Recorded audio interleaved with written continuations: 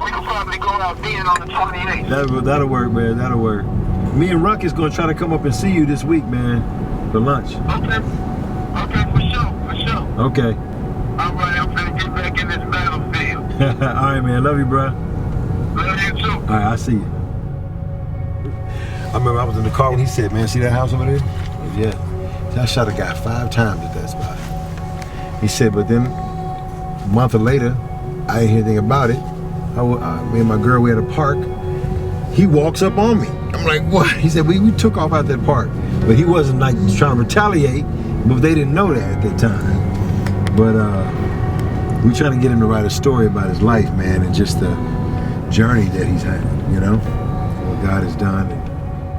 I'm Phil Jackson, a pastor of a church here on the west side of Chicago in North Lawndale Community, Lawndale Community Church, associate pastor there, and then senior pastor of a church called The House, executive director of the Firehouse Community Arts Center, which is this building where we reach young people 12 to 25, you know, in the arts for Christ.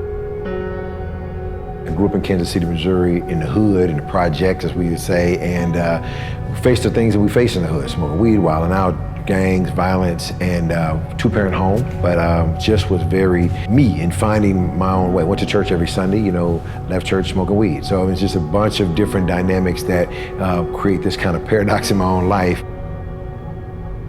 My dad was a very hard man. You know, around the time I was 5 or so, I think is when I began to connect some dots about language and life and what I was doing, 4 or 5. And some of the earlier memories of my father, it was always walking on eggshells. I never knew what button may trigger something. His rage would turn into hits. It was different than a disciplined spanking. There was hitting in the face, there was fists to the face, there was fists to the chest. And as I got into ministry and I'm trying to serve people, I'm hearing these voices. Every time I would fail with something, I would feel this big overwhelming emotion of distraught, depression, failure, and I really didn't know where that was coming from. This anger would rise up, and this frustration, and this pain could not be contained anymore, right? And this pain was it was all over the place, right?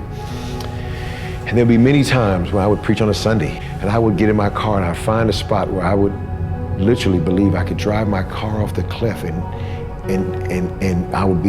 I could die. I mean, just suicide thoughts of that. And my wife would still get the insurance money because I drove off the cliff and I didn't really kill myself. The Crucible saved my life. I wouldn't be here today if I hadn't gone through that weekend. The lie I had adopted was it would even be better for my family if I wasn't here because they wouldn't have to deal with the same kind of pain. That was a lie. A guy asked me a question. He said, after he put this whole scenario together, like, this is what it's like for you every day. You hear this, right? I'm like, yeah. He said, do you want to stay there? He said, do you want to keep that same feeling? He said, I never knew I had a choice. That was what was killing me. I never knew I had a choice to not have this pain control me. Because of that pain, we're scared to go to that level of truth, you know? But there's a lot more, so much more truth, so much more grace when you come to truth with those lies. I never want to go back to there again, man. I never want to go back to those thoughts of hopelessness that I felt there was no way out.